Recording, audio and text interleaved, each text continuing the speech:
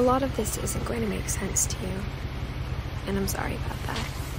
I'm just going to start at the beginning, with the house.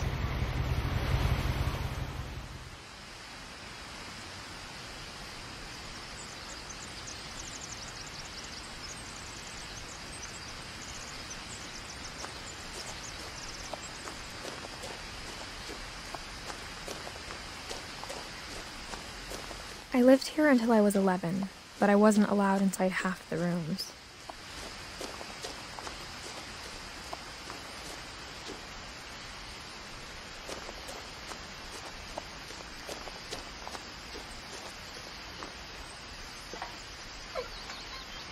Inside the mailbox were bills from 7 years ago, marked urgent, open immediately.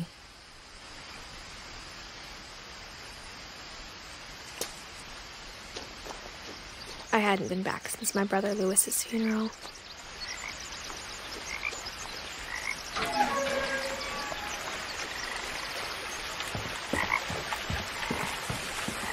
In her will, my mother left me a key, but didn't tell me what it unlocked. Maybe she thought I'd know, or she thought that the mystery would be enough to bring me back.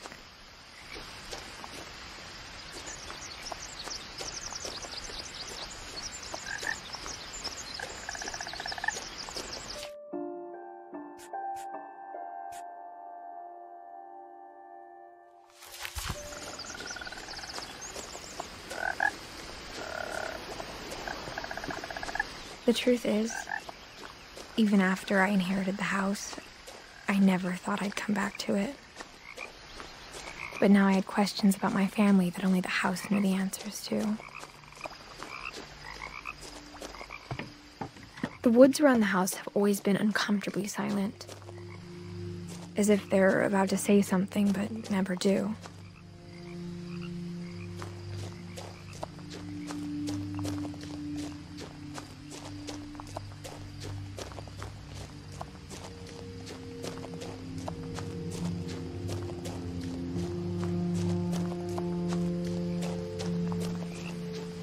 The house was exactly like I remembered it, the way I'd been dreaming about it.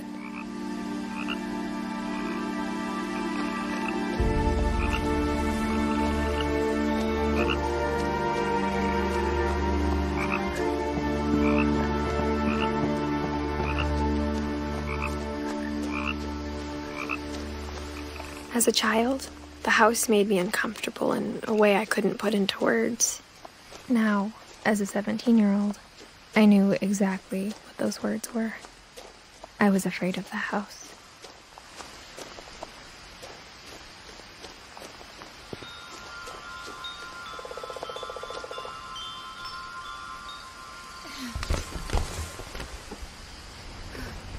Crawling through the doggy door used to be a lot easier when I was 11.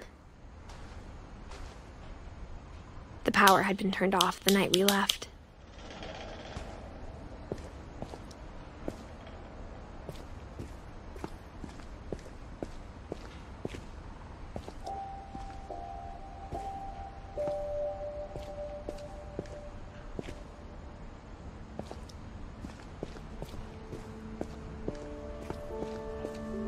For the first time in years,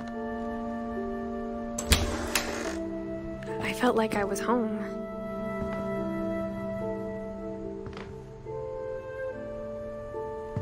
But instead of a family, there were just memories of one.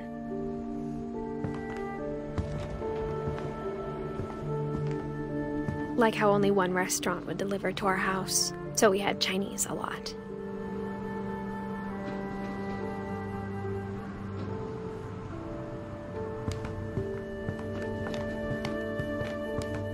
Or how after Lewis started working at the cannery, we all got sick of eating salmon. Except our cat, Molly.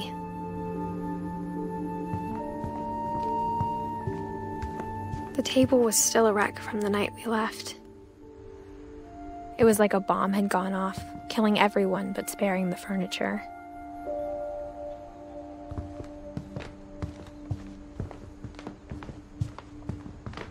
My mom was the only one of us who could imagine Great-Grandma Edie living in a nursing home.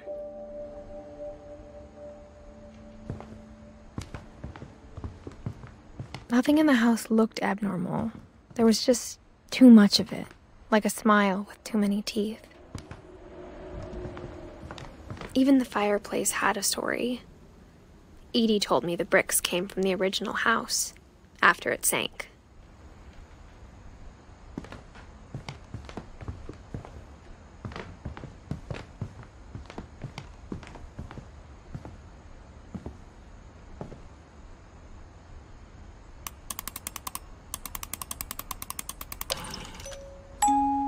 Great-Grandpa Sven built a music box for Barbara, along with the rest of the house.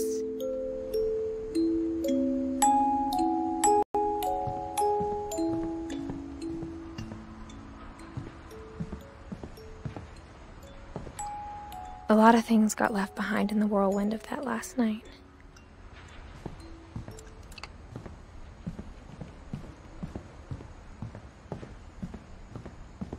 Mom always told me to stay out of the basement, so I wasn't too surprised when the key didn't fit.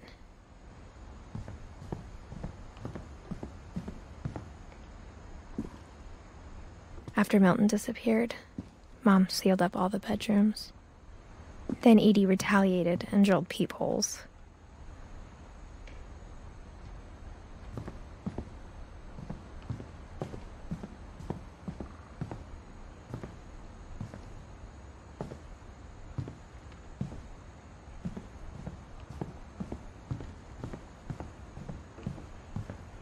Whenever people ask me about my family, the first thing they always want to know about is Barbara.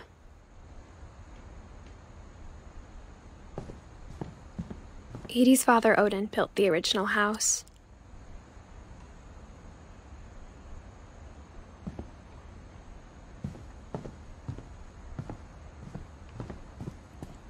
Mom must have locked the third-floor stairs on the night we left.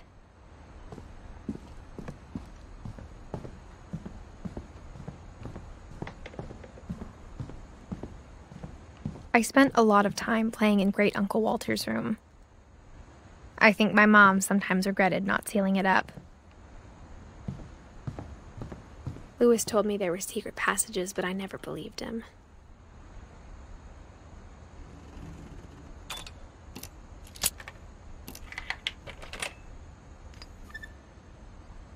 Turns out, my mom was really good at keeping secrets. Now it was time to find out what my mom had been afraid of.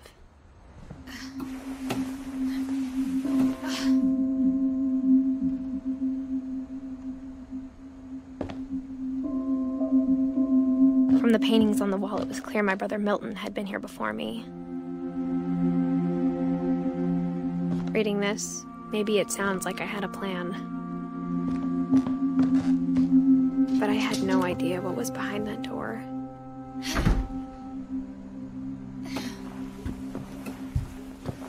Just like I had no idea where all this was gonna lead. I grew up looking at Molly's room through the peephole. Molly's gerbil had a tiny bedroom with its own even tinier gerbil cage.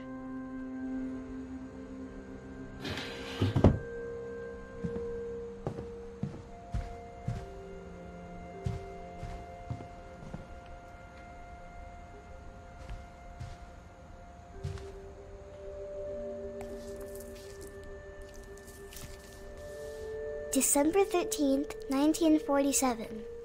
Dear Diary, I'll be gone soon, but I wanted to tell somebody about what's gonna happen. It started when Mom sent me to bed without dinner. I woke up and I was starving, so I looked around for something to eat. The gerbil food was dry, but I didn't mind it.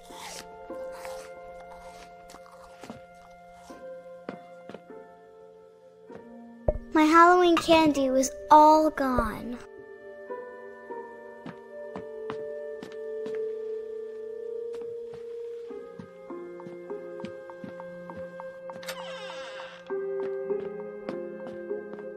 I kept eating and eating.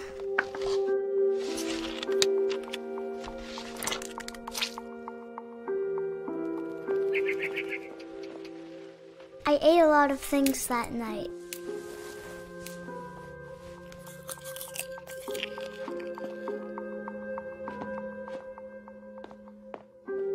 Then I heard chirping outside my window.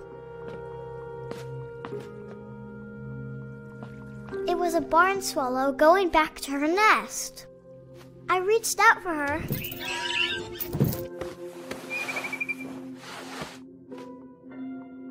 And suddenly, I was a cat.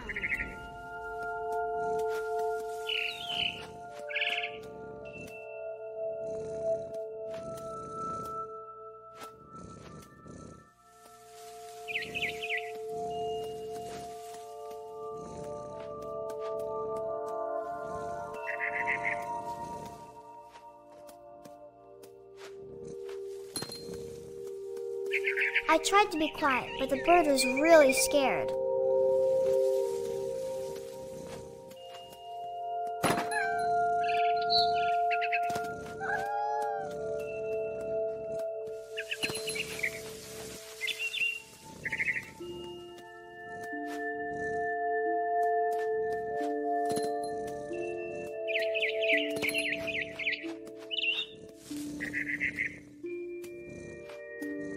Mom and Dad didn't even look at me.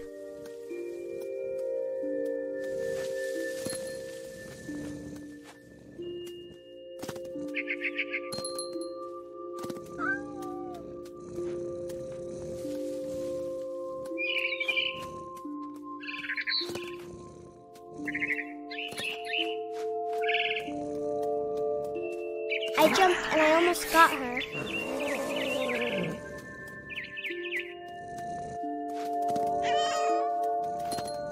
I could tell she was getting really tired.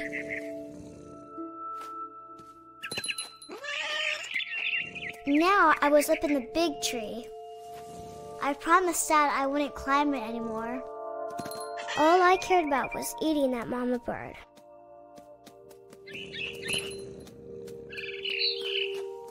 I gobbled her up. And suddenly, I was an owl. First, all I heard was the wind.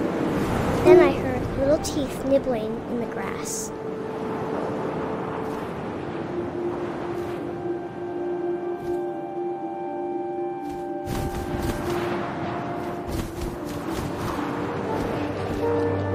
Rabbits.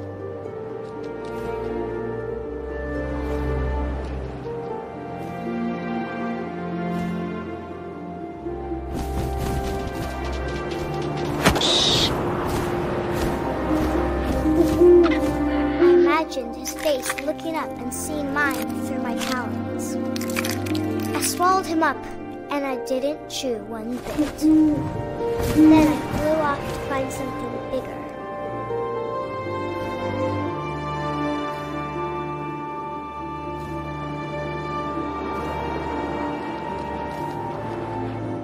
A mama rabbit.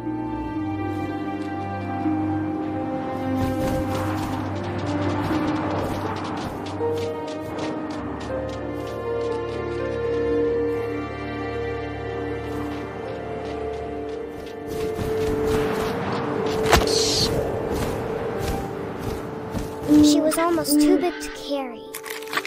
I started choking, but I couldn't stop eating. And suddenly, I was a shark.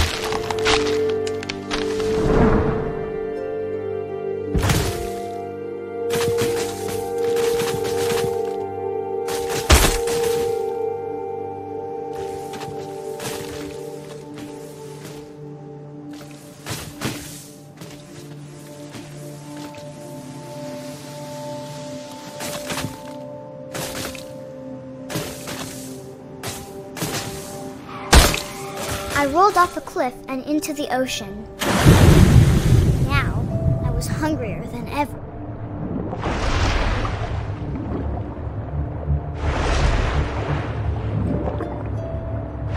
I wanted fat, juicy seals.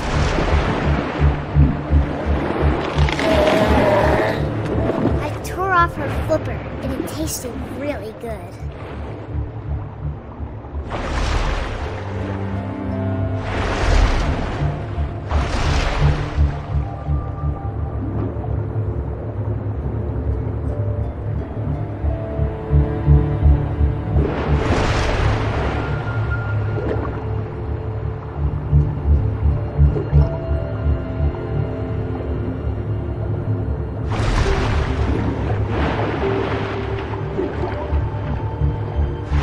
grabbed on tight. When I was so hungry, I jumped out of the water. When I opened my eyes, everything had changed.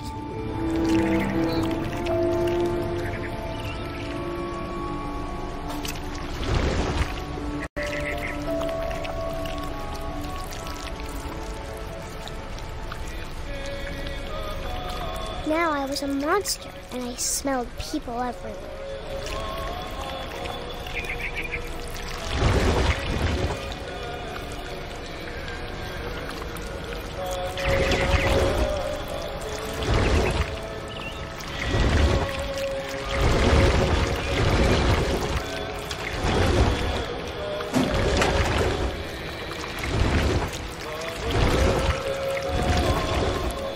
I was big, but I moved real quiet.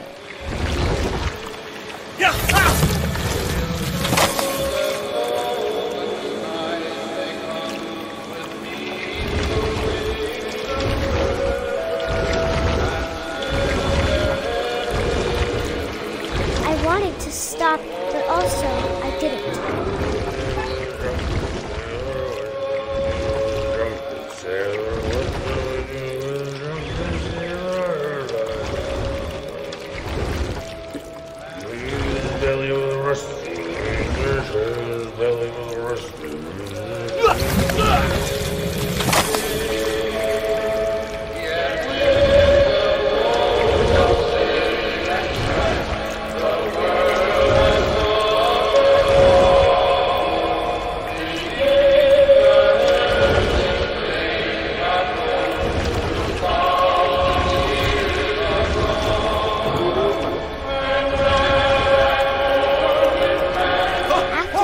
Passenger, I was still hungry. And across the water, I smelled something new. Something I had to have, so I swam towards it.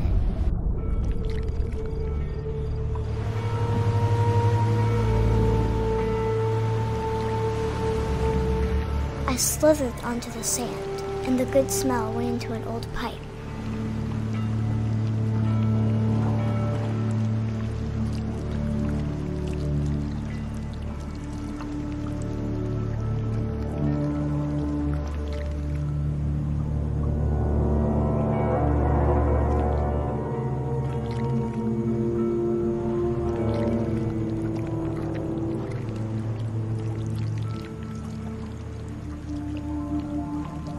I got closer and closer.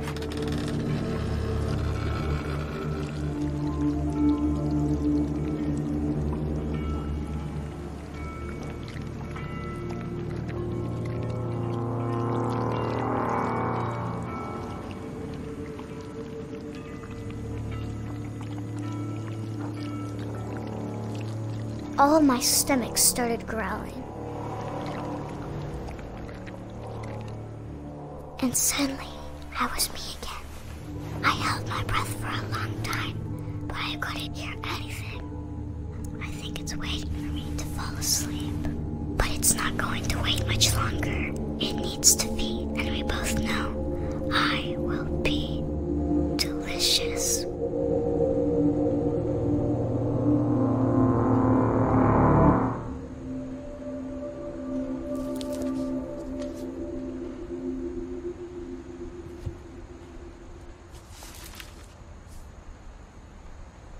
I'm not sure if I believed all of that, but I'm sure Edie would have.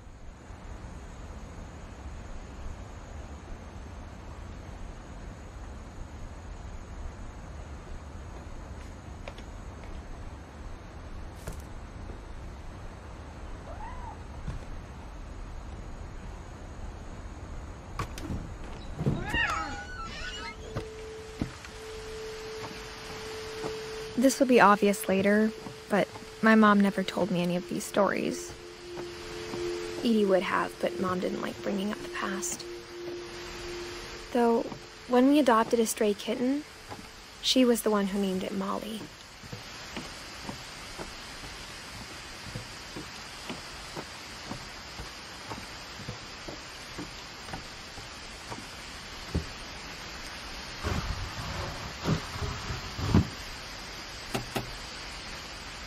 I spent a lot of time in Great-Grandma Edie's room.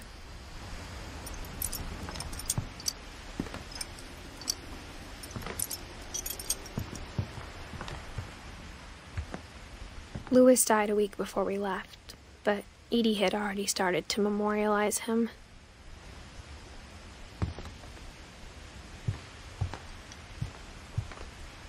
Edie gave a big interview about a mole man living under the Finch house. My mom was furious.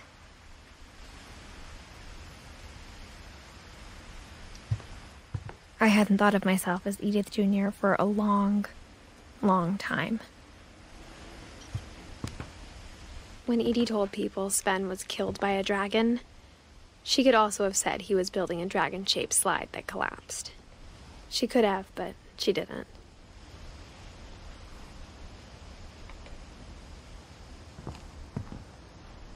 Even in her 90s, sometimes Edie seemed a lot younger than my mother.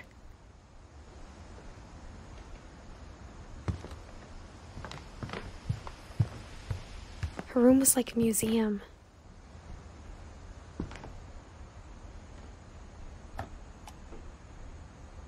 For 500 years, the Finches have been famous throughout Norway for their fortune and misfortune.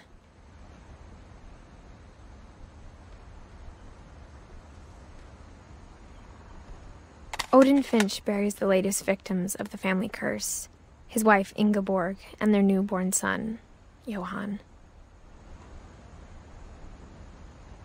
On January 7th, 1937, he set sail with his family and his house, hoping to leave the curse behind. But 40-foot waves off the coast of Washington send the house and Odin to the bottom of the sea.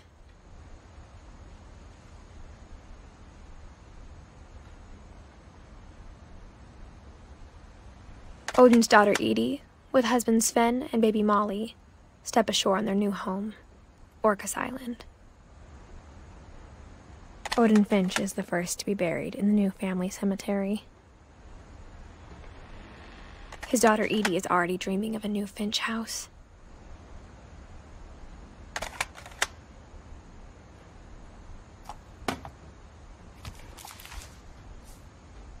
Whatever's wrong with this family, it goes back a long ways.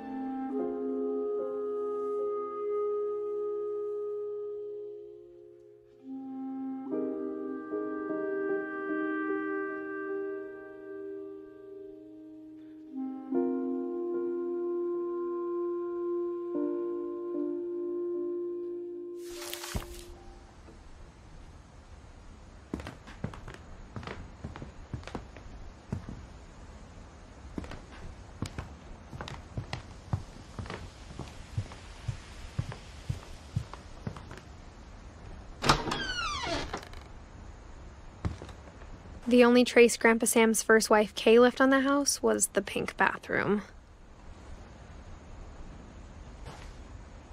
It was a pretty big trace.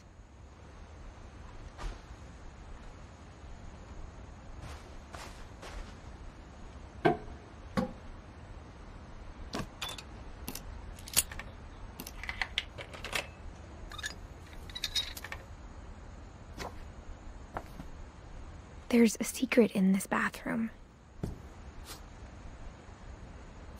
It's in the last place you would look. It isn't in the cupboard.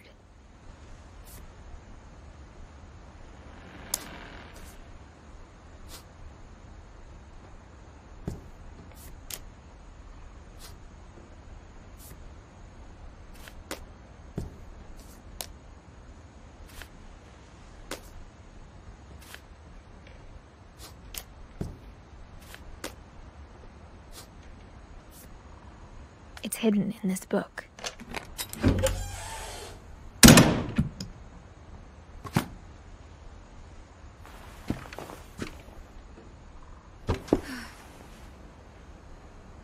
Sven gave Sam an old camera he'd refurbished. He never put it down.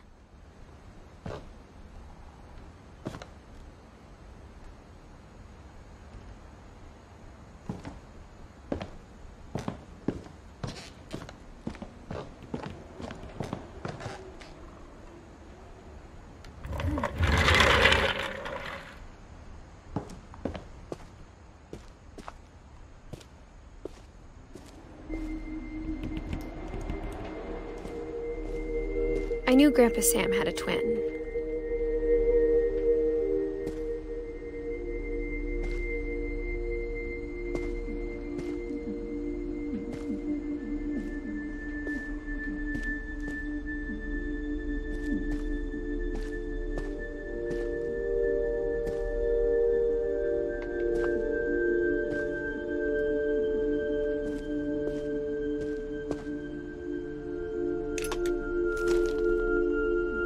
And that he never talked about him.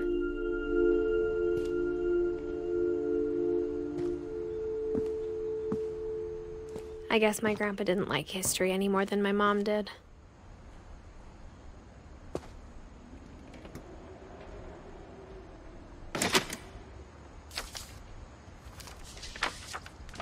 How I Want to Remember My Brother by Sam Finch. The thing I remember is that when he made up his mind, that was it.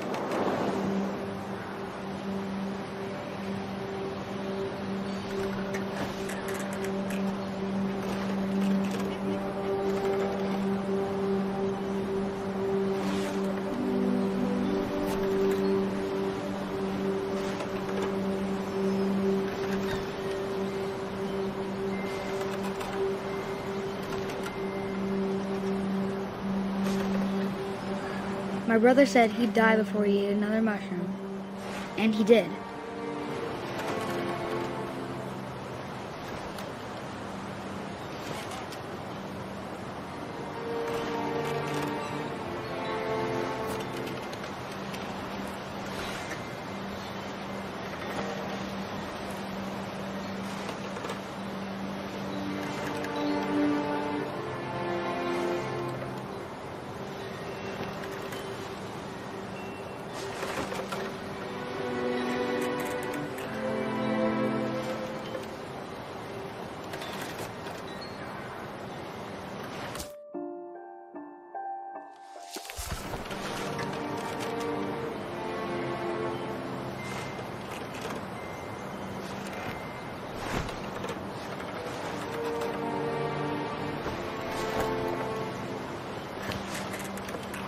At Barbara's funeral, we swore we'd never be afraid again. And he wasn't.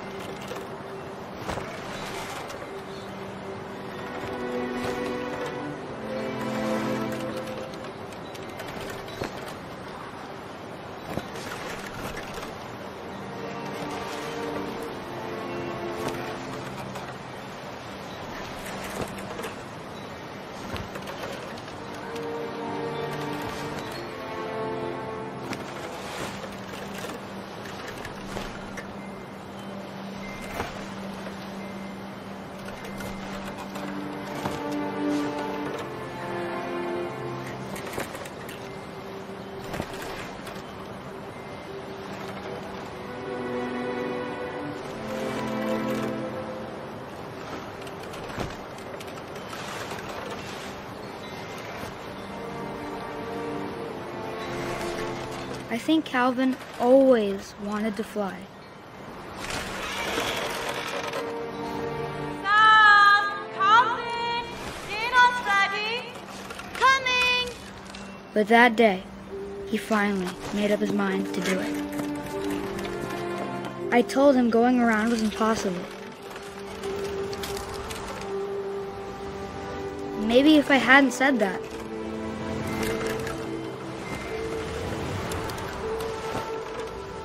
Calvin! I'm not gonna tell you again! maybe if the wind hadn't picked up, and maybe he'd still be here, but I doubt it. I think he'd already made up his mind. That's what I want to remember about my brother.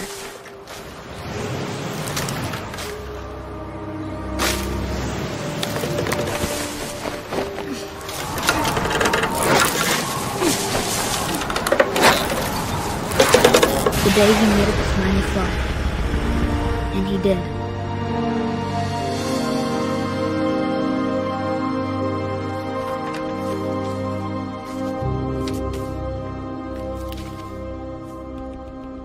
Calvin's story felt strangely familiar.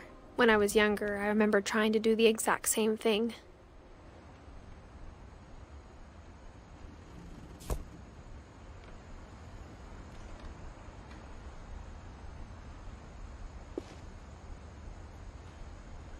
After the funeral, Edith roped off Calvin's half of the room.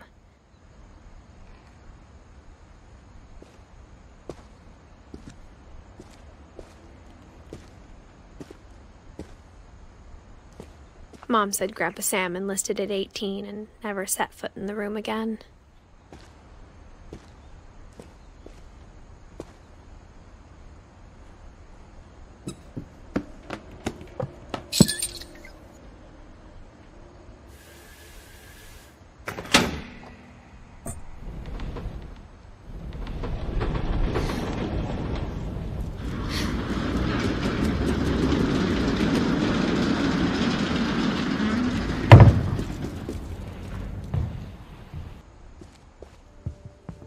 The passages were a pretty tight fit.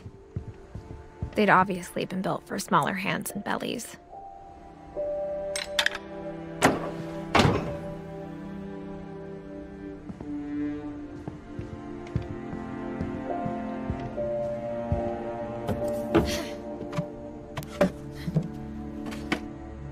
Growing up, I always thought of Barbara as a child star.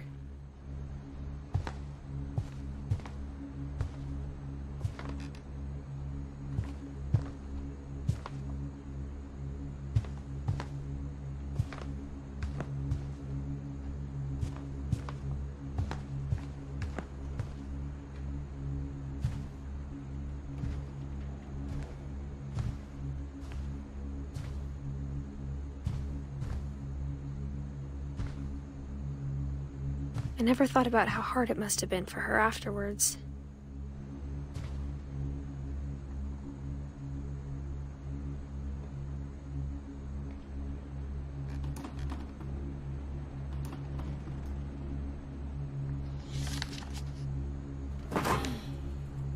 Of all the stories people wrote about Barbara's death, I'm surprised Edith saved this one.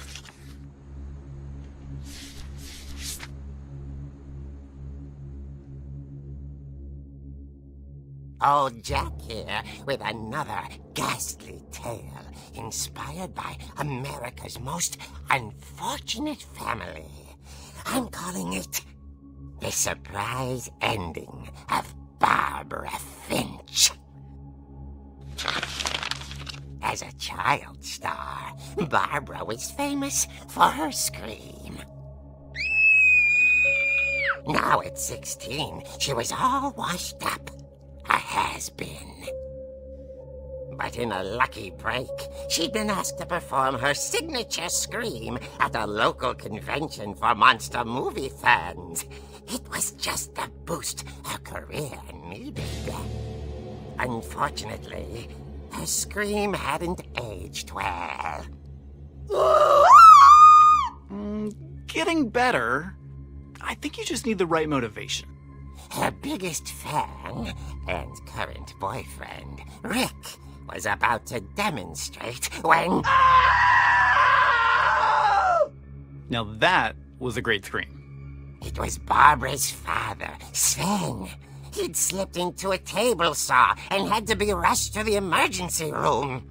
So Barbara got stuck babysitting her youngest brother, Walter. Her convention comeback was cancelled. Okay, I'm hearing frustration, but I'm not hearing terror. What if I tried... A gang of hoodlums in Halloween masks have been terrorizing Orcas Island tonight. Police are urging residents to... That came from the basement. You're right! Also, I loved your delivery on that. Why is your basement door locked? Because my dad likes making puzzles and secret passages. There's a key hidden in the music box. The secret is to keep winding and winding until finally the key pops out. Thanks, babe. I'll be back in a sec. 20 minutes later, Rick hadn't returned. So Barbara went to look for him, right on cue. She reached for the music box.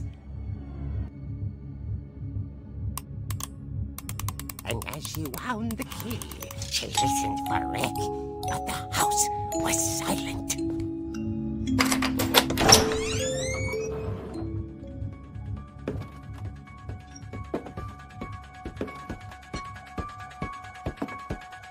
She found Rick's crutch and imagined the worst.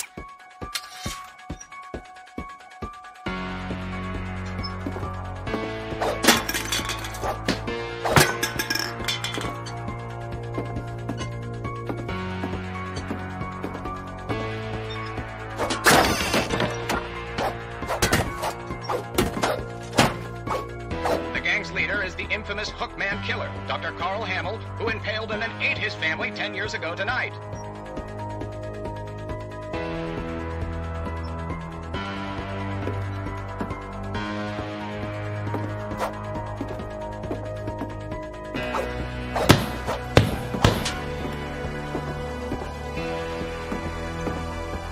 The old fridge rattled and grew still. Oh dear!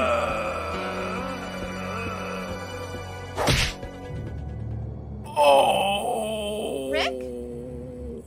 Barb, relax. I was just trying to scare you to help you find your scream. Well, I'm not scared, Rick.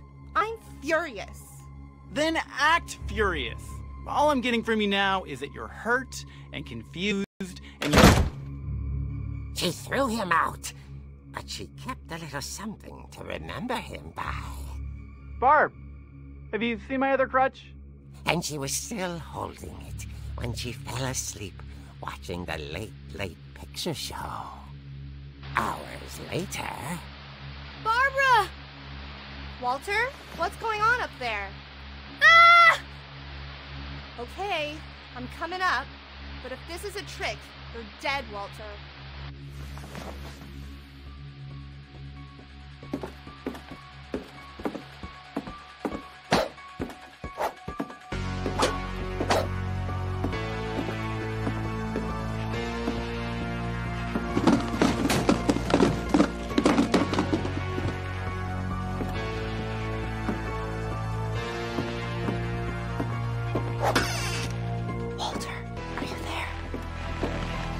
Walter had vanished, but his bedside radio was still on.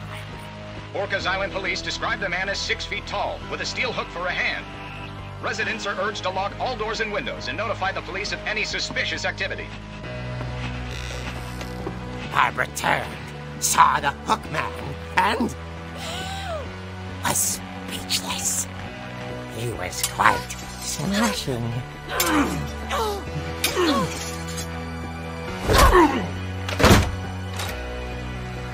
And where he was, he couldn't get enough of Barbara. Okay, Barbara, there's gotta be another way out of here. That night, she played her part beautifully.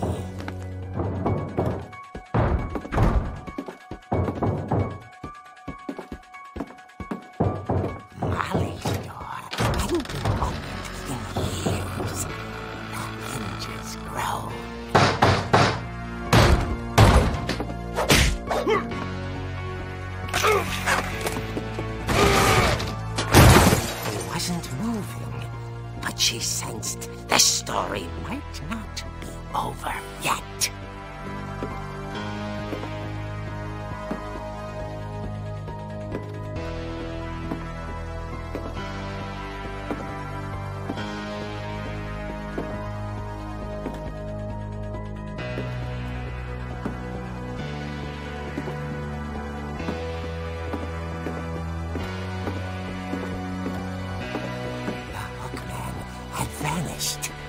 She listened for his breathing, but all she heard was...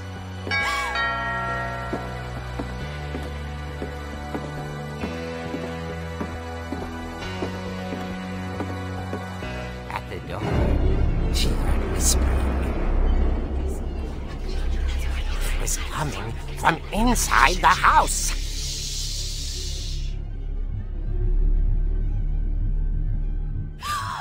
Oh dear. Surprise! Bravo, Barbara! You were wonderful! The monsters had come to surprise her. For Barbara, it was a dream come true. Then she saw what kind of monsters they were, and she realized what was about to happen. She was going to be famous. And with her final breath, Barbara Finch gave the performance of her life.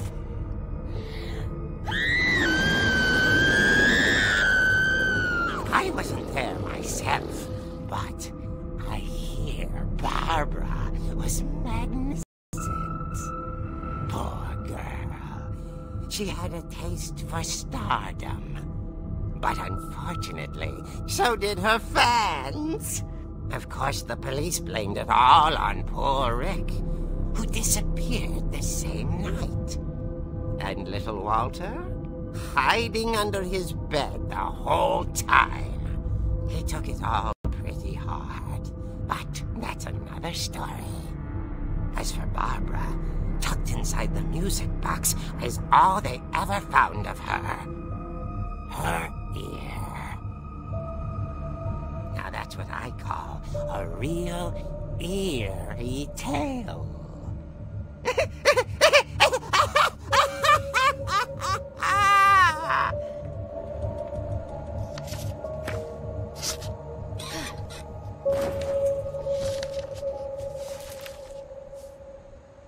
Edie told me all Barbara wanted was to be remembered, as absurd as that comic was. Maybe what Edie saw was a happy ending.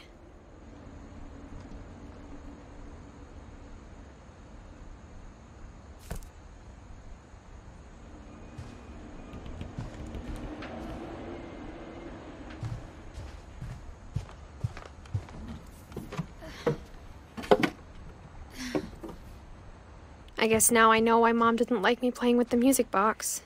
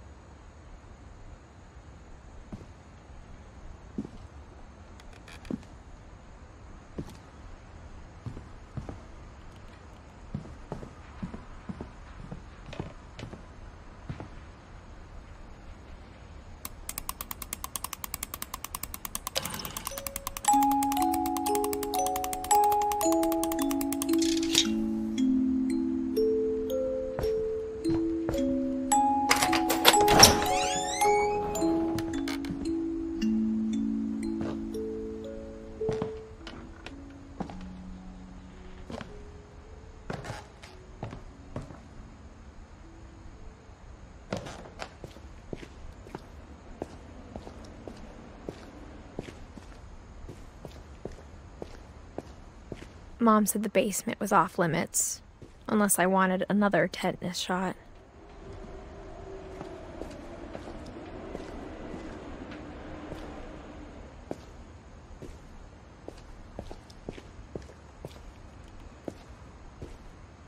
I saw Edie sneak down to the basement once, carrying packages.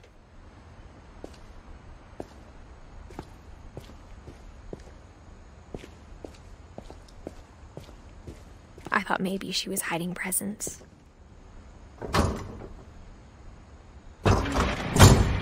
It turned out she was hiding a lot more than that.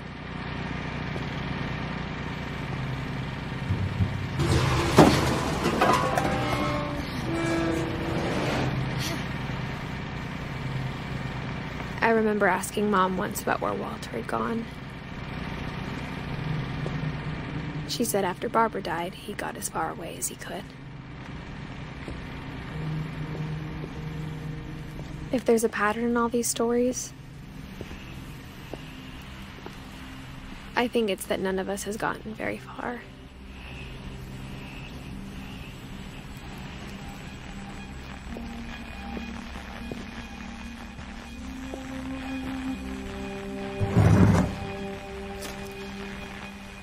Goodbye, everyone.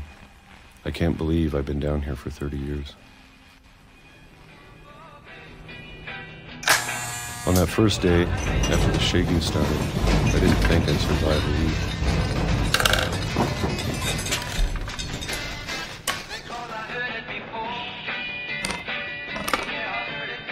But after a few days, I settled into a routine. That's what kept me sane. Having a schedule, living for today.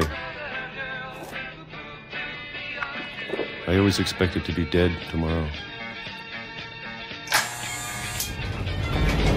But if you wait long enough, you get used to anything.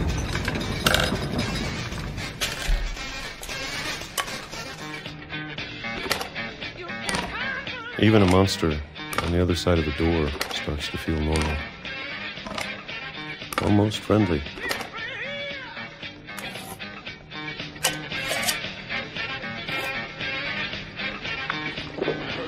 And then one day, everything just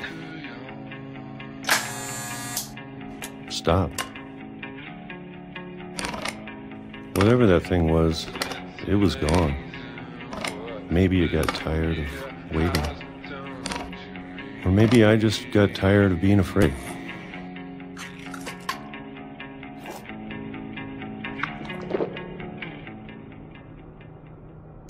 It's been a week now, the longest in 30 years. I'm done waiting. I have to leave while I still can.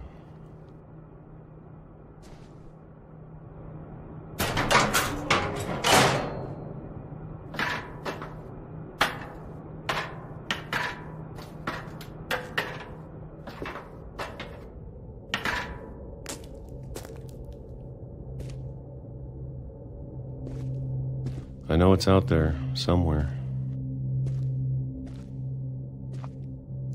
Whatever killed Barbara and Molly and Calvin.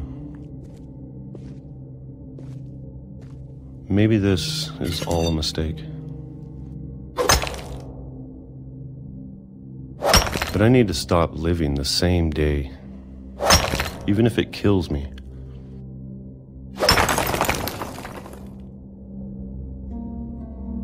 Whatever's out there, I want you to know I'm ready for it. I'm going to appreciate all of it, especially the food. I don't mind if I only have a year left, or a month, or a single week. I'd be happy with one more day.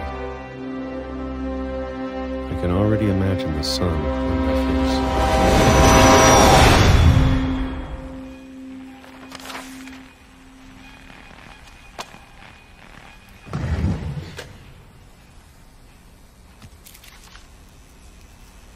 Walter died when I was 6. I can't believe my mom never told me he was down here.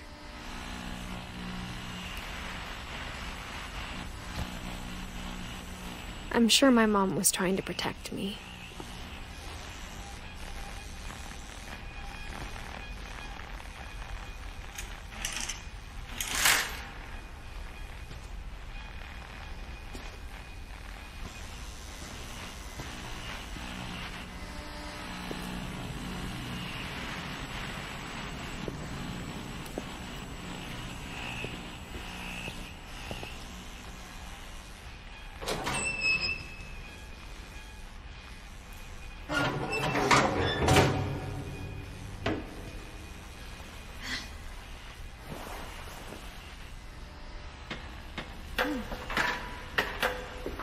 Maybe she was afraid I'd end up like Walter. But if she never told me about an uncle under the house, I can only imagine what else she was hiding. I don't want to make the same mistakes she made.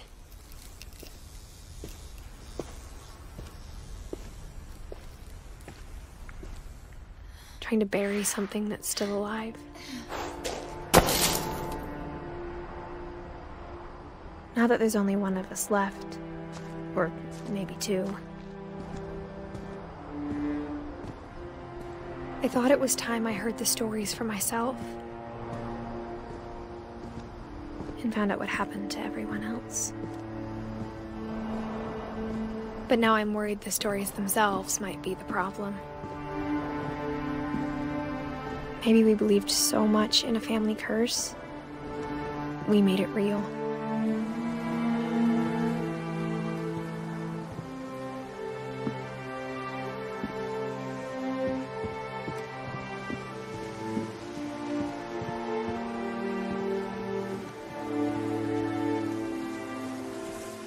I don't know if I should even be writing this.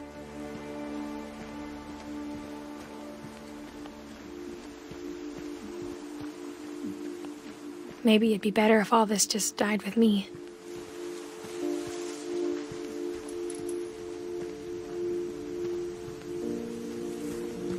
But I thought you should know about your family.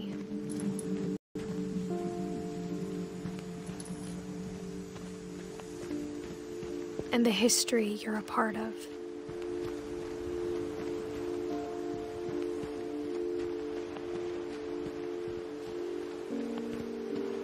Though to be honest, I feel as lost as you probably do right now.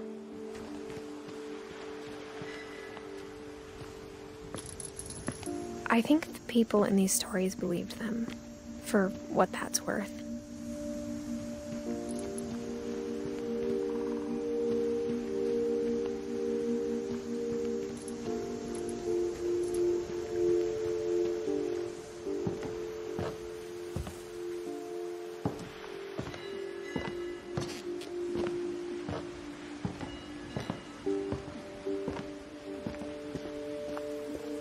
And when you look at the house, that history of imagination and stubbornness and madness, any of it seems possible.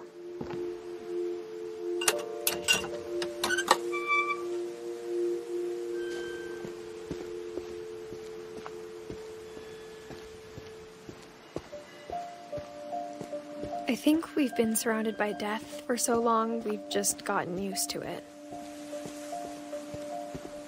What kind of family finishes building a cemetery before starting the house?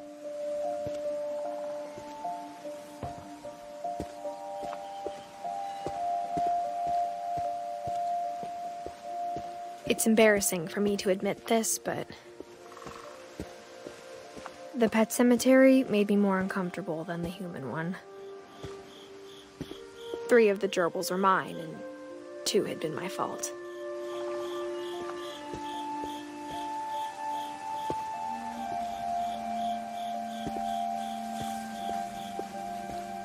Sven built the house, but it was Edith who designed the cemetery.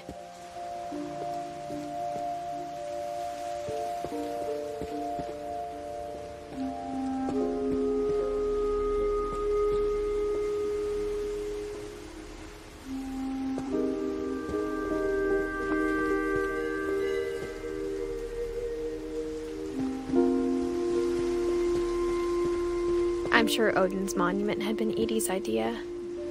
My mom was always trying to move on, but for Edith, the past never went away.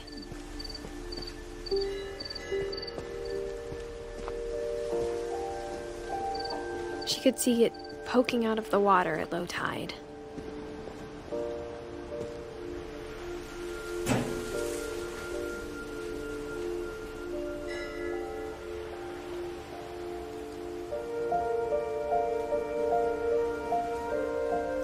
Edith said she dreamed about the old house every night.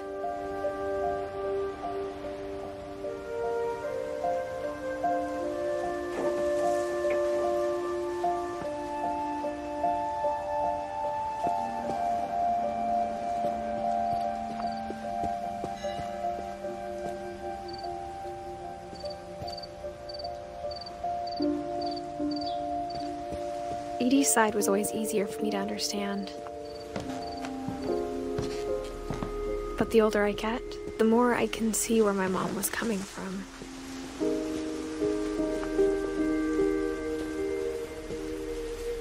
She lost 2 of her brothers, just like I did. I get why she tried so hard to protect us.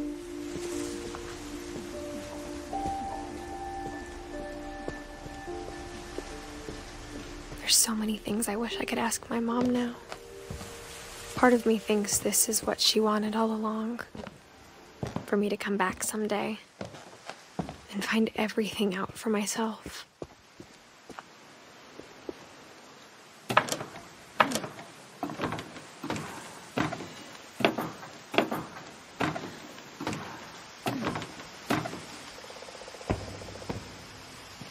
But looking back on it now,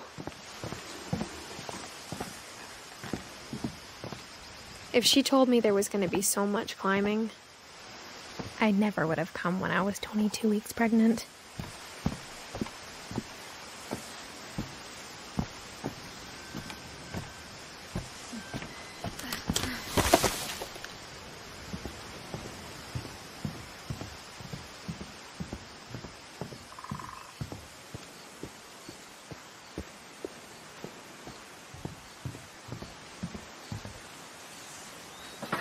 I never met Grandpa Sam, but I think he and my mom had a lot in common.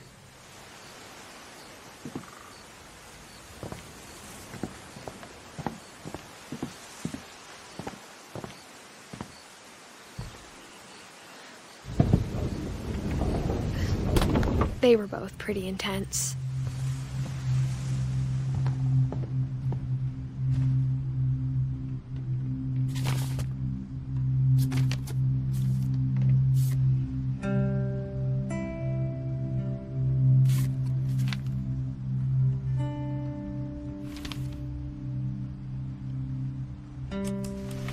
Dawn, I promise, you'll never forget this weekend.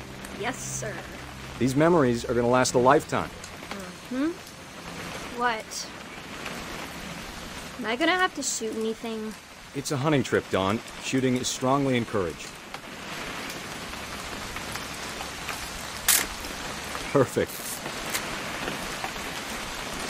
It's gonna rain the whole weekend, isn't it?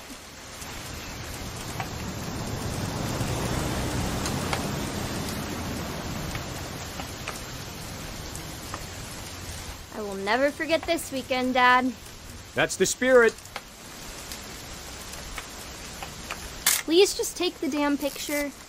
Hey, language. Smile, Dawn. Okay, got it. I'm gonna take some pictures, okay? Just be careful. That camera's older than you are.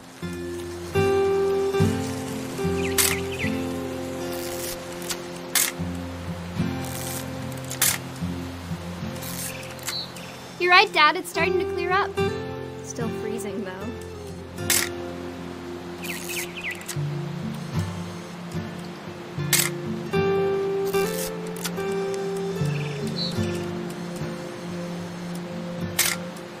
Aw.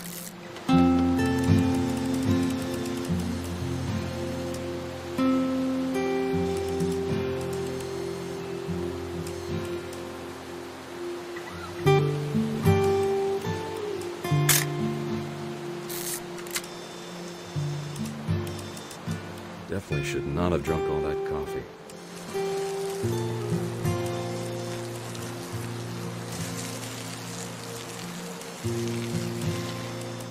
Nothing quite like being outside. Hold still while I take a picture of you. I definitely won't. Hey! That's a keeper. Oop. A little more gas in the tank, I guess. I'm just saying, I'm not always gonna be here, Dawn. You'll need to remember this stuff, if you want to survive. I'll be fine, Dad. You know who else thought he was gonna be fine? Some guy who died. Dawn, I'm being serious. I know, Dad. You're always serious. Doesn't being out here make you want to chill out? Well, to tell you the truth, I haven't been out here in 20 years.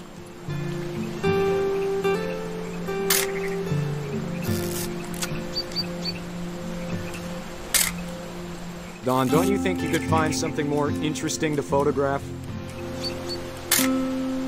You don't need to waste any more film on me, kiddo.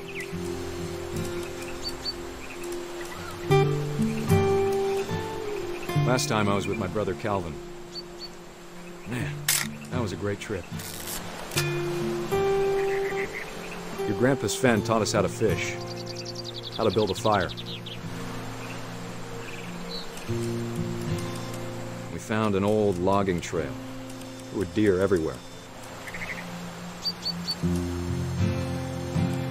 I bet if I could remember where that trail was, we'd spot a buck for you in no time.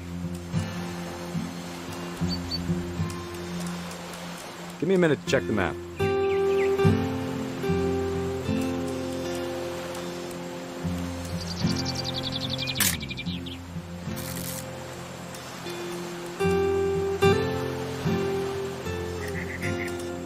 Let's see.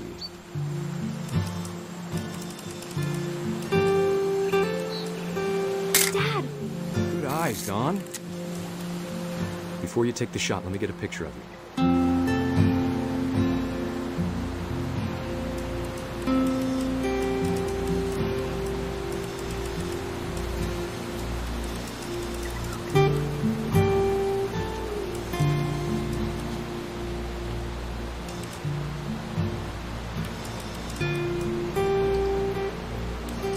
Dad, I... Just breathe. Turn off your imagination. Focus on your target.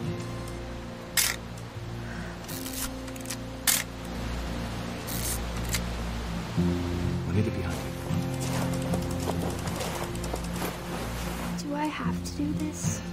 Dawn, you don't have to do anything. But if you want to survive, you'll need to be strong. Great shot, Dawn!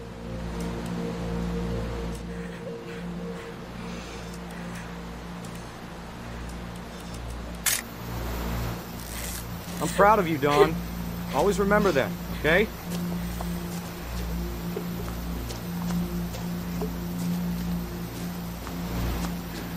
Dad, it's twitching. I think That's it's totally normal, Dawn. Just focus on the camera. Try not to think about— Dad!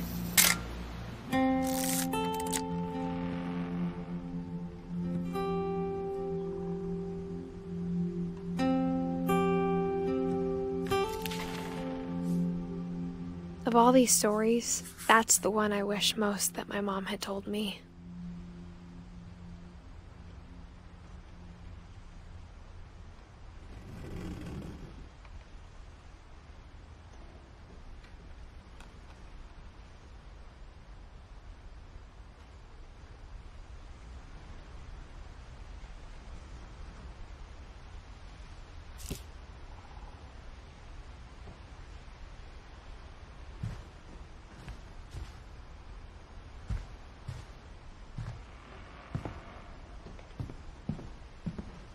Instead of hiding from death, Sam seemed to go out of his way to meet it.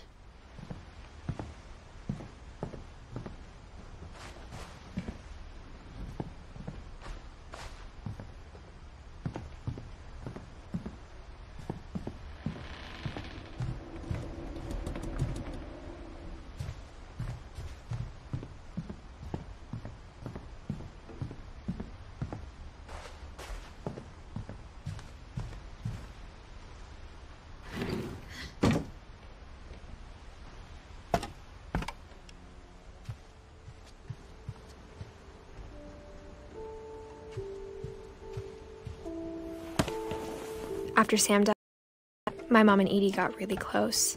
They'd both lost a lot.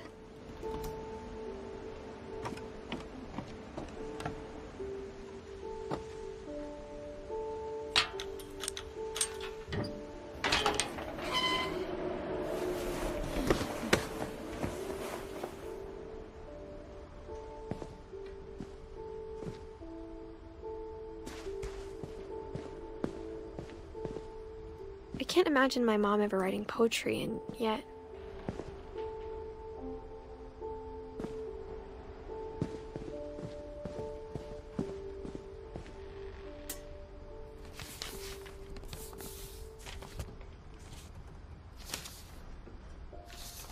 Dear Kay, do you remember the way Gregory used to laugh when he thought he was alone? Something funny was happening, but only he could see it. I think he saw things the rest of us don't.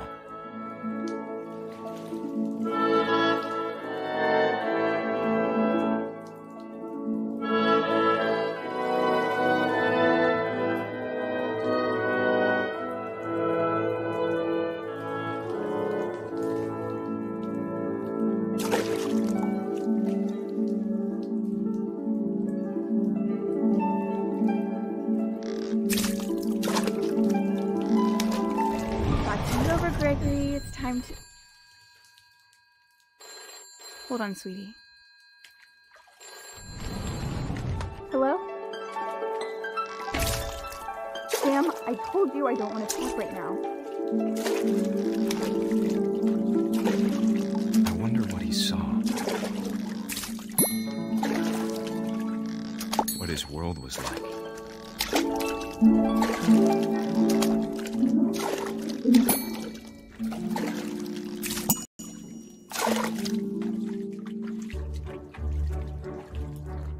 He reminded me so much of Calvin. Lost in his imagination.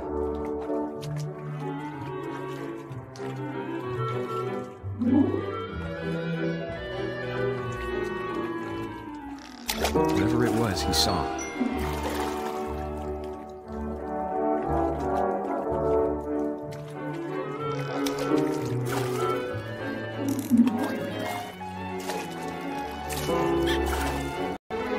Sure made him happy.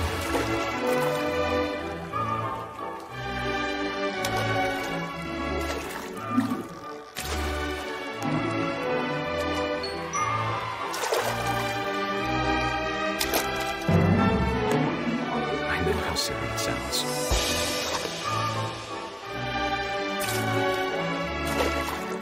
But I worried about a baby being too happy.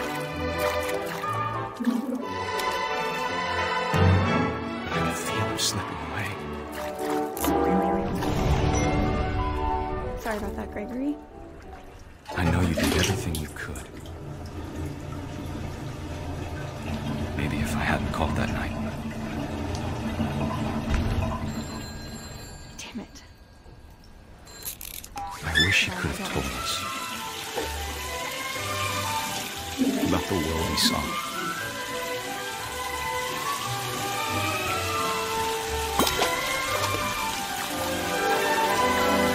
There's so much I don't understand about Gregory, about everything.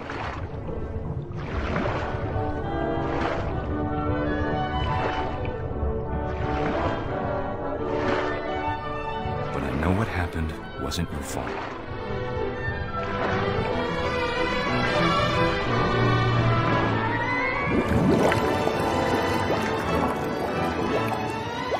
I'm sure he's happy. And he'd want you to be happy too. Good luck, Kay. Love, Sam.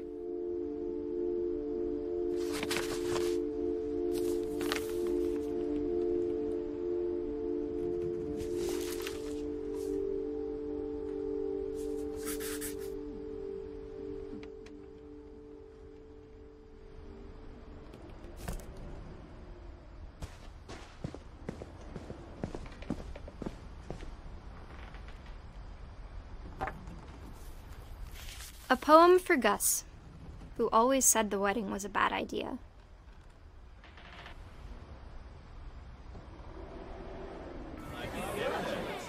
Our father never hit us kids, at least not very hard, before the day my brother said with teenage disregard that he'd be dead before he'd see a wedding in our yard.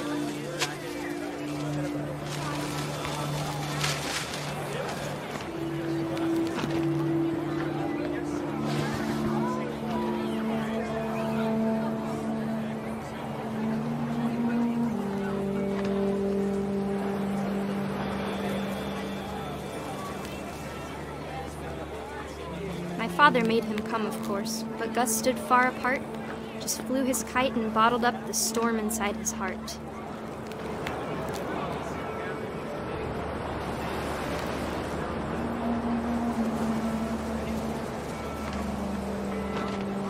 tried to talk him out of it, but though he'd never met her, "We don't need a stepmom," were the words that I now pronounce you husband and wife. You may kiss the bride.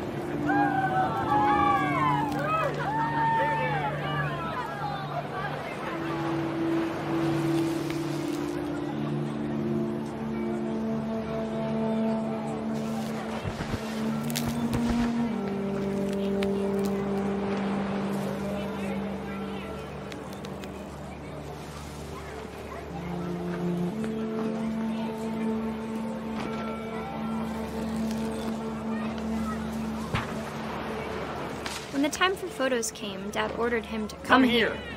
But Gus declined, and as a sign held up his middle finger.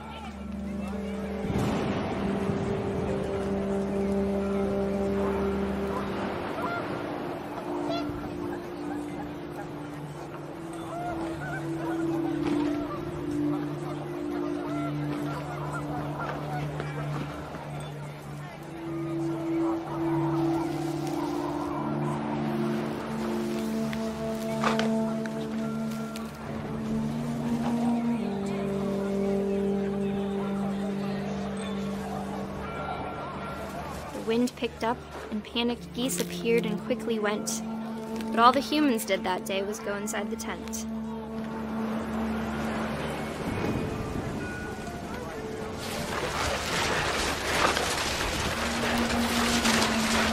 The rain came down in buckets, but no one seemed afraid that nature might destroy the tent our dad had crudely made.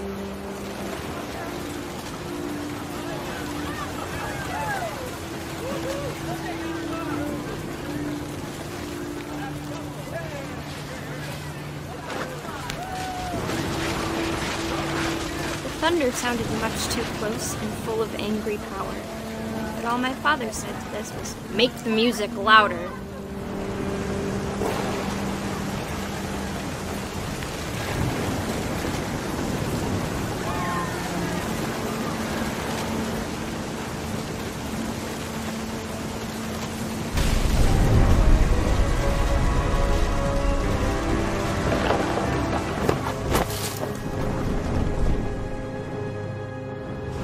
I wish that I could truly say I thought about you on that day. Out there on the beach alone, just you, the wind, the sea, and foam. But I didn't, until we found you.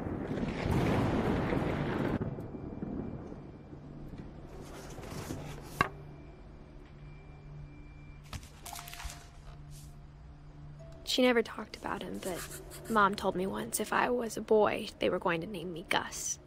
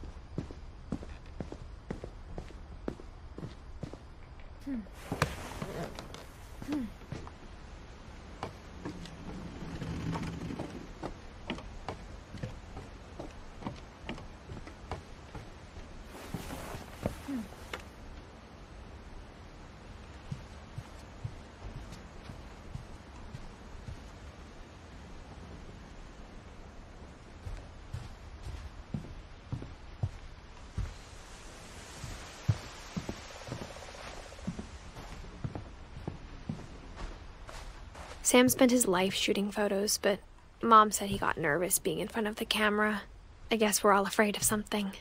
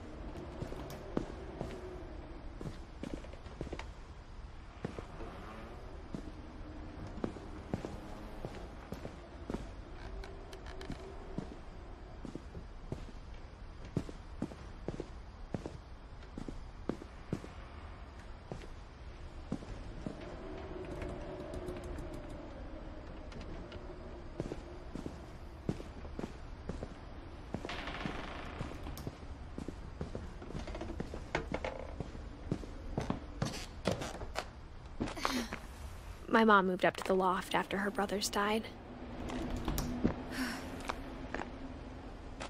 At the time, it was as far away as she could get.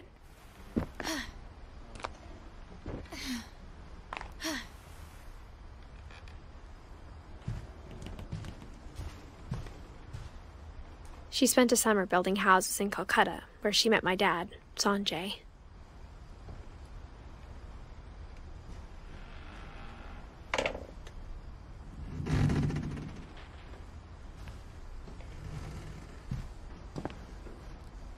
Religion was another thing my mom never talked about, but I think it helped her a lot after her dad died.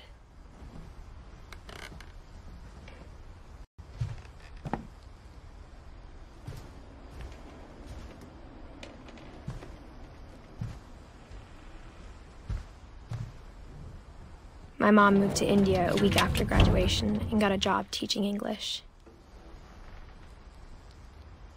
Louis was born a year later.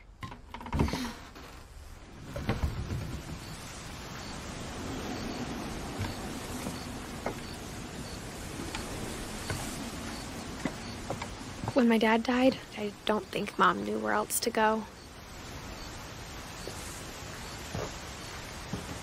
I'm sure Edie was happy to have her back. And to see kids in the house again.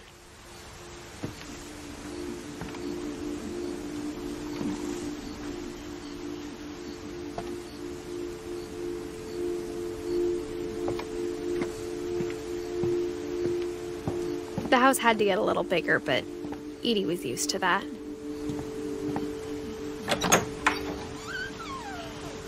And for a while, things were good.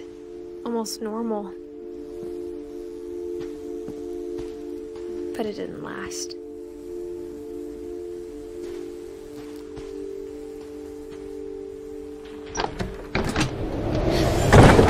The beginning of the end was Milton's 10th birthday, when Edie gave him a castle.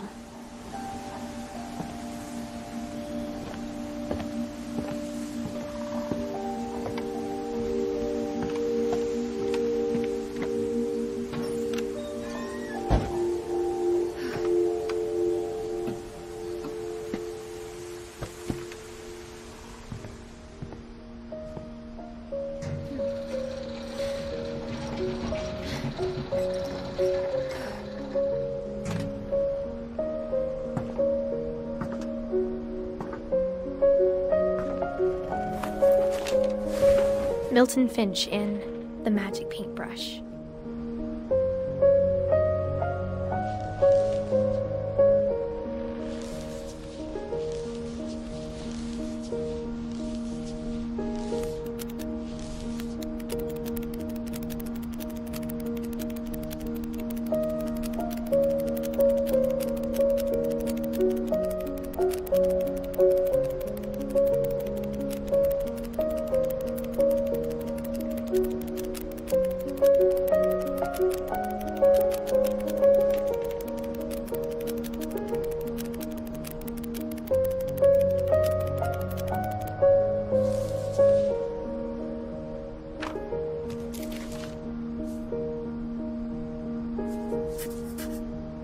I was 4 when Milton disappeared.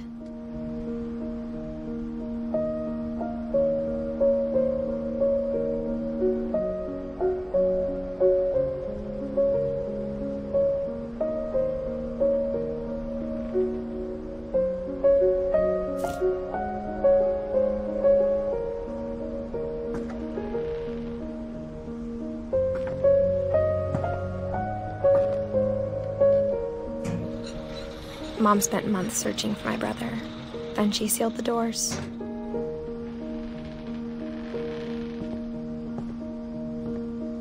Whatever Milton had found in the house, Mom didn't want it getting out.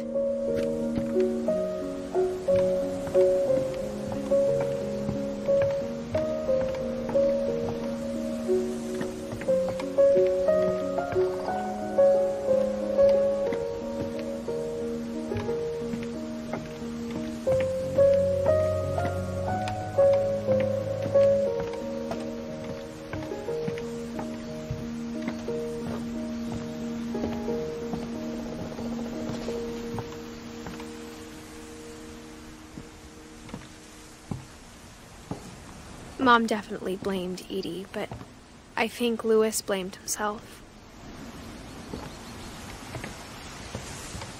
After he graduated, he just spent more and more time in his room, until Mom got him a job at the cannery.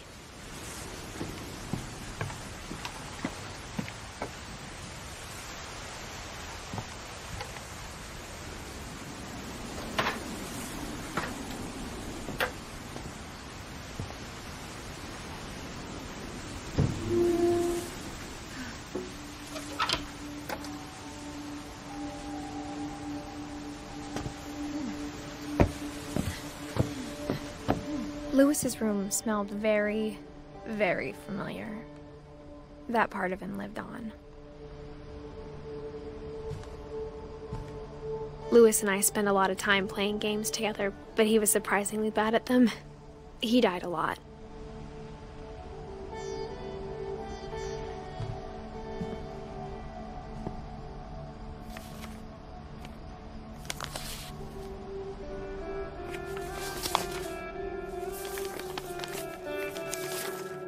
Dear Mrs. Finch, as Louis's psychiatrist, I can understand your desire for an explanation. As I see it, the trouble began in January, shortly after we convinced your son to seek treatment for substance abuse. Newly sober, I believe Louis first noticed the monotony of his daily life.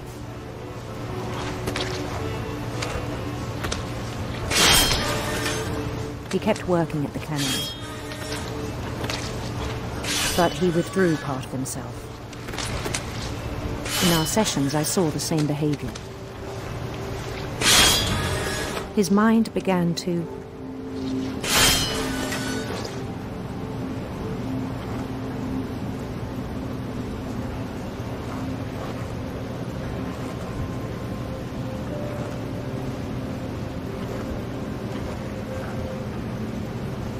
wander.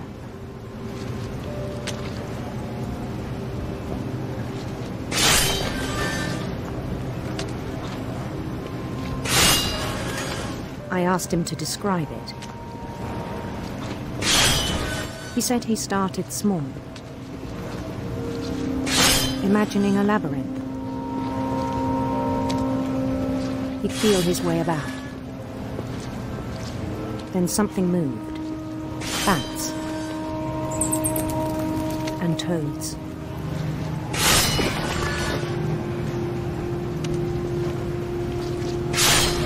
And things that have not names. He knew it was all in his head.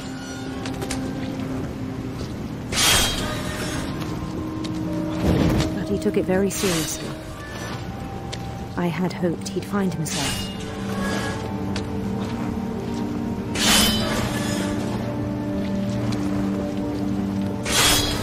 But he found something more. I worried about him then.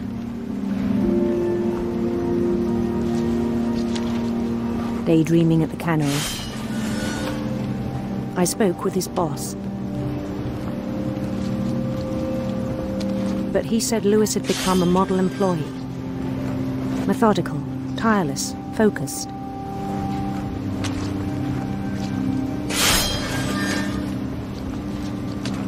Like a whole new Louis.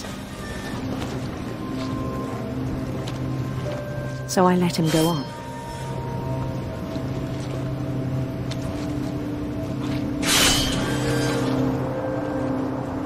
I even encouraged him.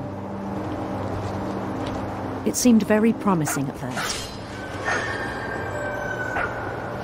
He told me he'd made a new friend.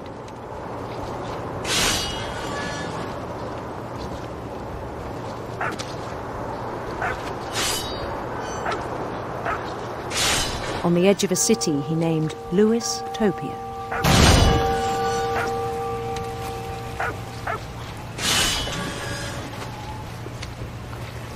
He built the city up slowly, brick by brick. Then he made musicians.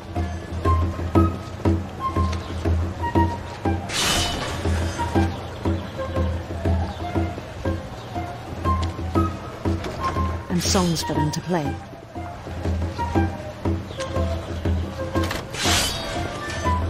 talked about starting a band.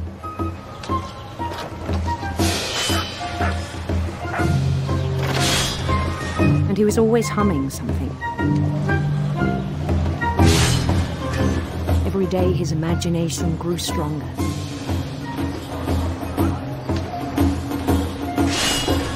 He no longer spoke at the cannery.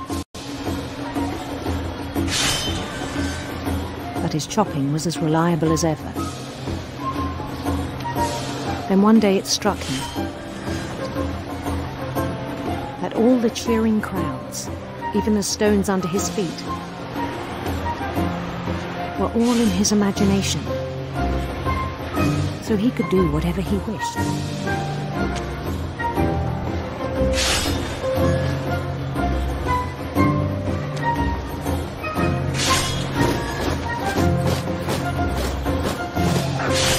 He held an election for mayor,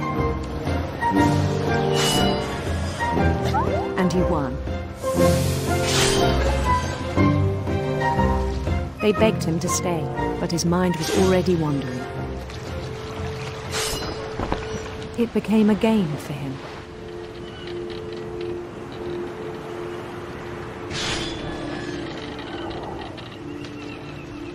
He'd conquer a city, then immediately push on. New Louisville.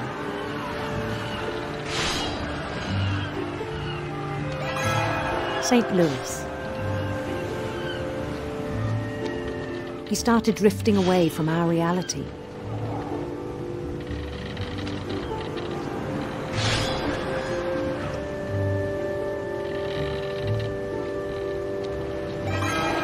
Minneapolis, until one day he forgot to go home from the cannery.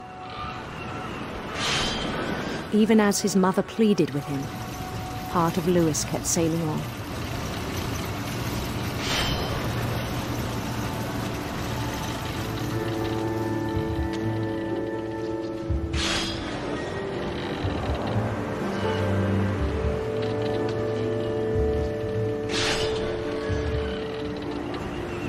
In Louisburg, he heard rumors of a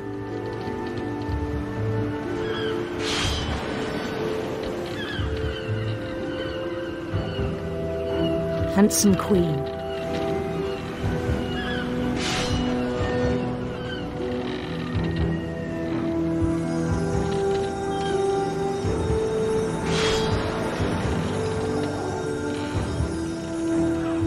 The queen was on her own quest for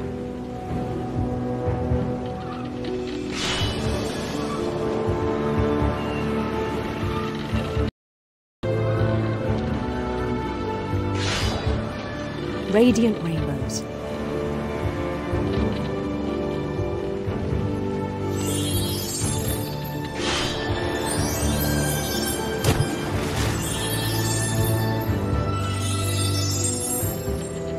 He followed the sound of her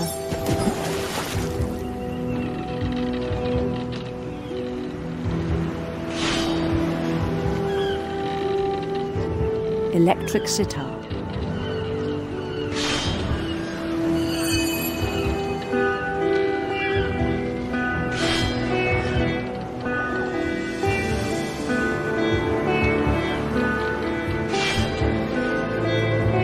His chase led him to a golden palace east of the sun and west of the moon.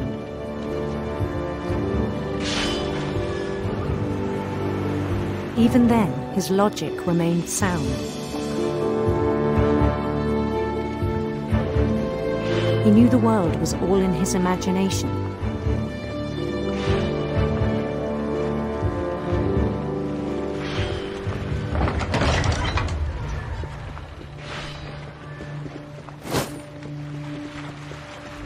But he was so proud of having created it.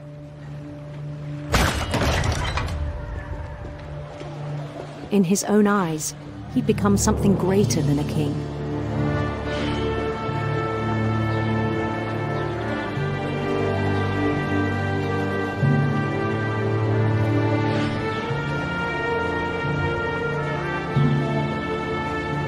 For someone who'd never known success in the real world, I think it was overwhelming. And then it struck him that the real Lewis was not the one chopping salmon, but the one climbing the steps of a golden palace.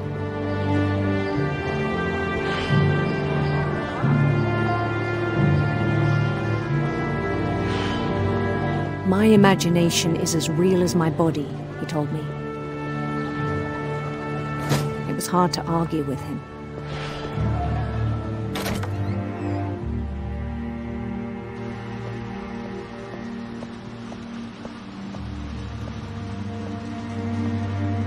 He began to forget the world we know.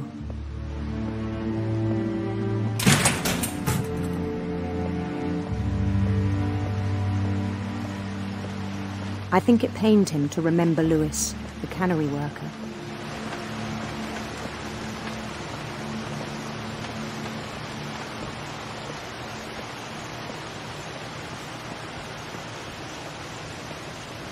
He began to despise the man with a royal contempt.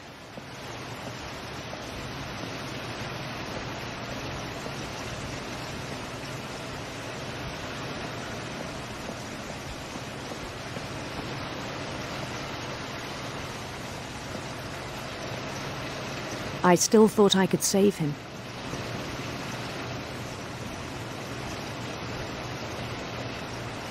Even after he said he was being crowned king over all the lands of wonder.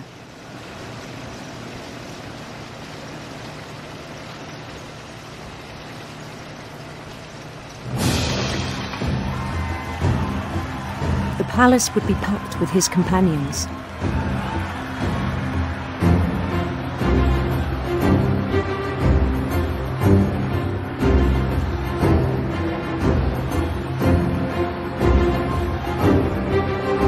Including the wise Calico who'd insisted on inviting him.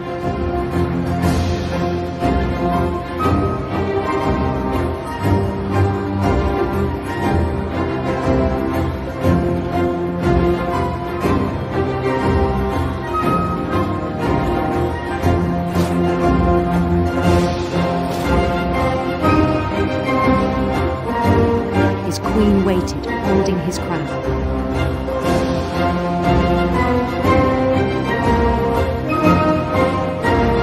There was only one thing left to do.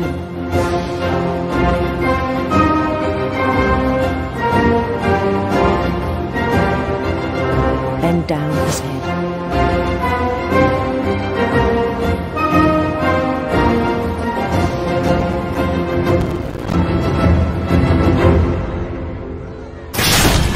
And the rest I think you know.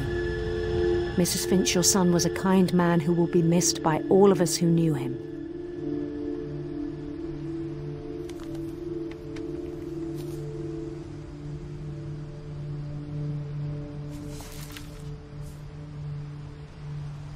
My brother was really cool. I wish you could have met him.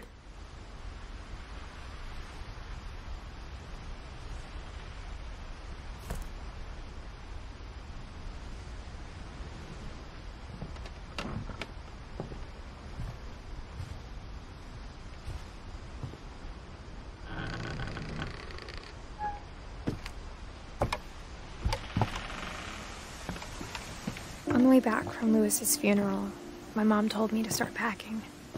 She waited until the day before we left to tell Edie.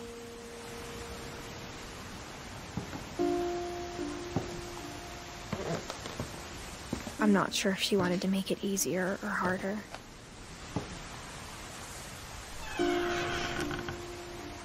I wish we'd stayed.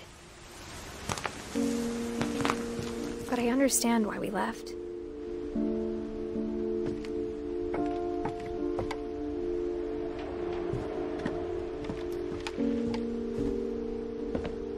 My mom ended up leaving everything behind.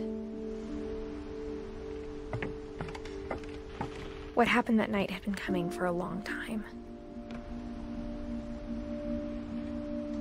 Maybe it should have come sooner.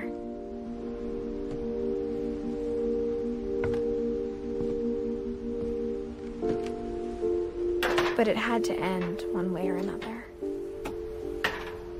All that's left now is to tell you about that last night.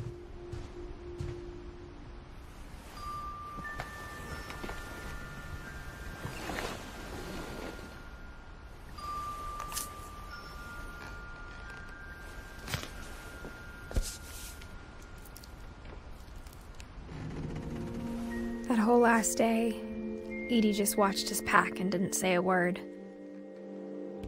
Until supper, when she raised her glass and said, "To our final night together, and all our final nights apart." Grandma, you know what I said about alcohol. Some of your medications are very Edith, specific. I left a present for you in the hallway. Why don't you go open it? The grown-ups have to argue now. I'm sorry, you're right. We're all leaving tomorrow. Let's just enjoy our last... I'm not leaving. Edith, you're excused.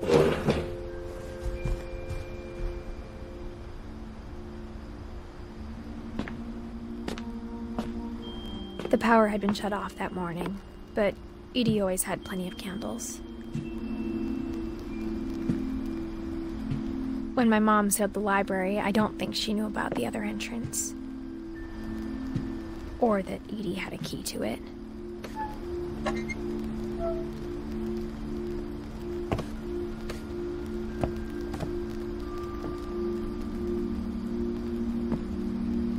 The thing you're afraid of isn't going to end when you leave the house. Edith has a right to know these stories. My children are dead because of your stories. I think it's best if Edith and I leave tonight. We'll have the nursing home send a van for you in the morning, okay?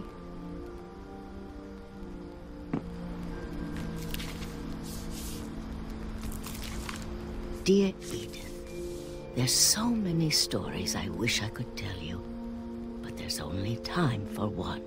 This is about what happened on the night you were born. That night, the tide went way, way out. It was the first and last time I ever saw the old house aground. There'd been an earthquake out in the middle of the ocean. They called it the lowest tide in 1,000 years.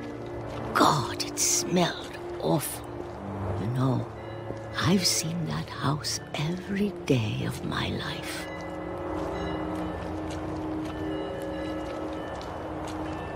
But I never thought I'd go back to it.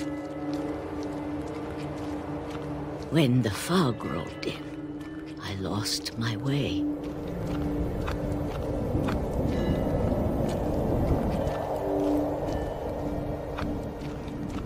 I got turned around.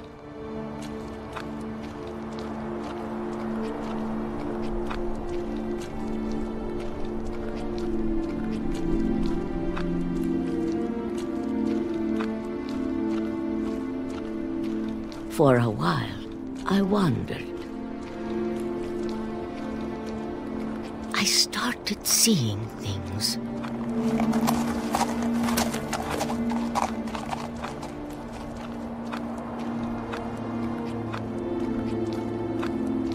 Things I'd forgotten had ever existed.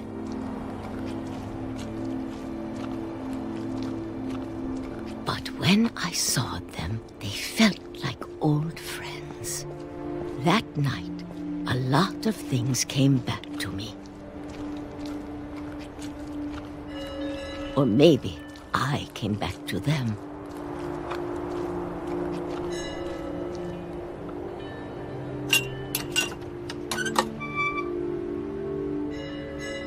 Things I can't explain, but that I need you to try and... Edith, what are you doing in here? It's mine. Edith! Mom, you're gonna rip it! Let go! I kicked and screamed, but Mom dragged me to the car.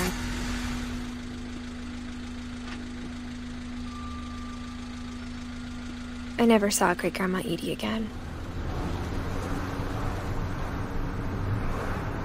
The next morning, the van came to pick her up, but she was already gone.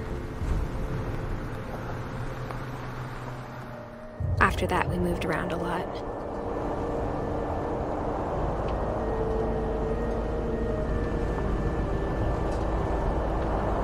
We both tried to make the best of it.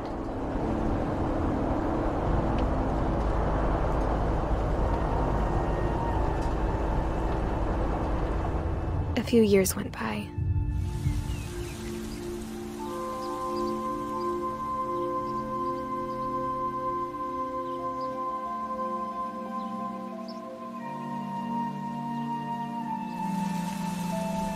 My mom didn't like to talk about it. But she started getting sick a lot. The rest happened pretty quickly.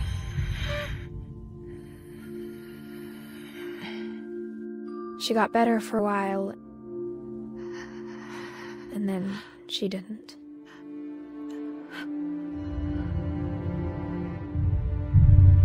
And then I was alone.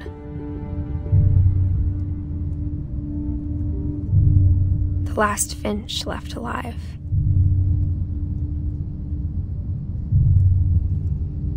Until I found out about you. I'm still not sure what to tell you about all this. If we lived forever, maybe we'd have time to understand things. But as it is, I think the best we can do is try to open our eyes. And appreciate how strange and brief all of this is.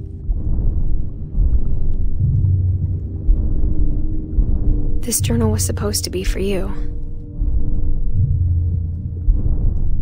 But now I hope you'll never see it.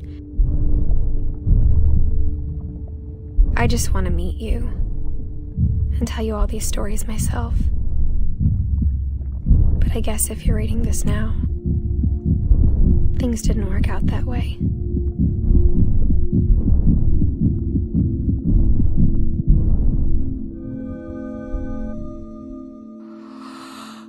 This is where your story begins. I'm sorry I won't be there to see it. It's a lot to ask, but I don't want you to be sad that I'm gone. I want you to be amazed that any of us ever had a chance to be here at all. Good luck.